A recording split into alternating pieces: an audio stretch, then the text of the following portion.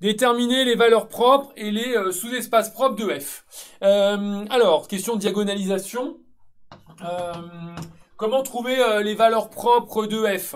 Alors on peut les chercher une par une, sinon il y a des trucs bien... Il y a le noyau qui peut nous servir. On a vu que le noyau n'était pas réduit au vecteur nul. Donc ça veut déjà dire que 0 va être valeur propre. On peut aussi utiliser la matrice représentative de f. On peut aussi aller chercher un polynôme annulateur. Donc là, il y a plein de méthodes. Alors la première option...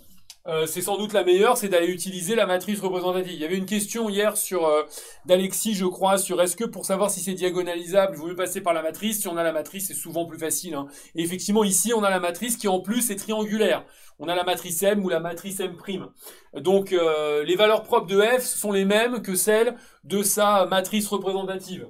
Donc, on peut affirmer, on sait que le spectre de f, c'est la même chose que le spectre de M, ou de M' d'ailleurs, hein. Bon, il se trouve que ça va pas nous aider plus d'avoir M ou d'utiliser M ou d'utiliser M'.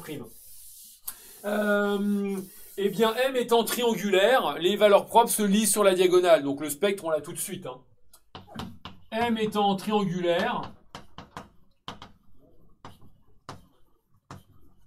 en l'occurrence supérieur, mais ça marcherait aussi avec inférieur, le spectre correspond aux valeurs de la diagonale. Ces valeurs propres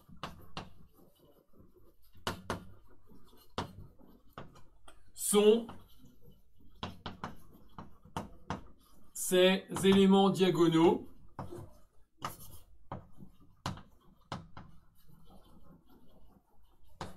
on peut donc affirmer que le spectre de f, eh bien, ça se limite au singleton 0.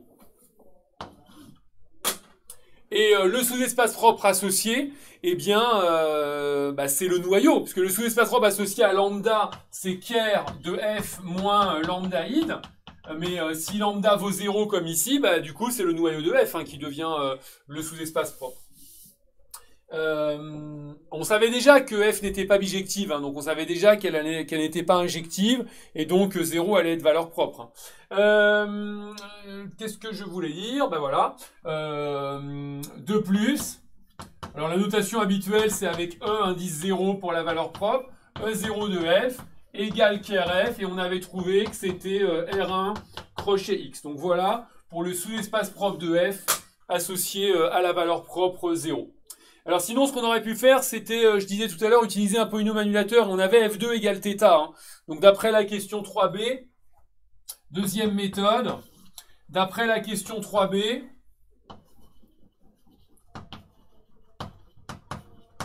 vous savez que f2 est égal à θ, et donc vous avez un polynôme annulateur de f. En fait, on parle d'un endomorphisme nilpotent quand vous avez une certaine puissance, une certaine composition qui donne l'application nulle. Donc, le polynôme P égale x2 est donc un polynôme annulateur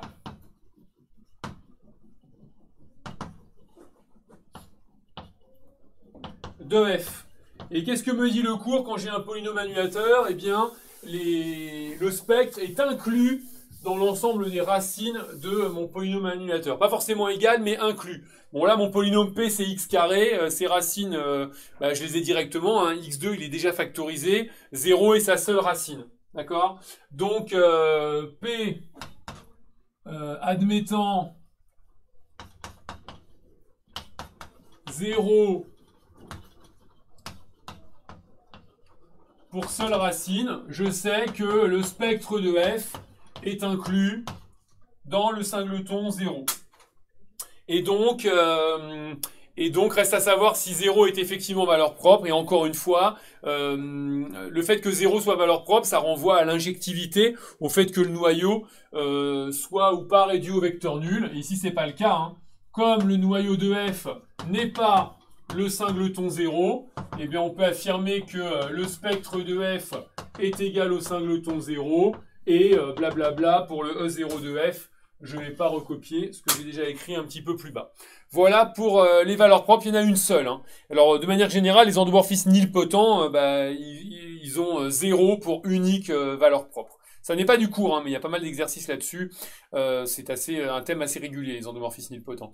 Petit b, f est-il diagonalisable? Il manque un tiret. Est-ce que f est diagonalisable? Quand il y a plusieurs manières là aussi de vous en sortir. La méthode générale, c'est de regarder la somme des dimensions des sous-espaces propres. Bon, ici, on en a un seul. Donc la première méthode, c'est de se rapprocher, de coller un petit peu à son cours et de faire la somme de toutes les dimensions, mais il y a un seul espace vectoriel. Donc comme la dimension de E0 de f, c'est le noyau, donc c'est de dimension 2, et ça n'est pas la dimension de E, parce que E, c'est de dimension 3, eh bien on peut affirmer que f n'est pas diagonalisable.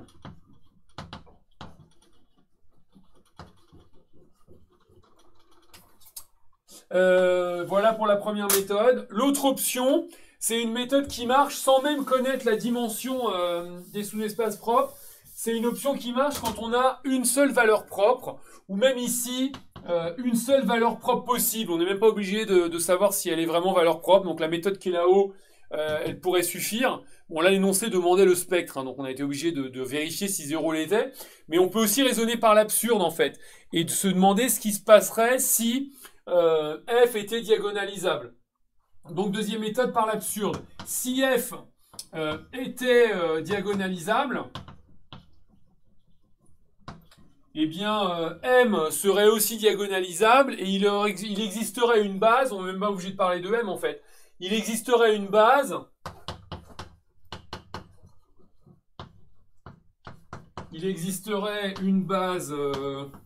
B de R2 crochet X telle que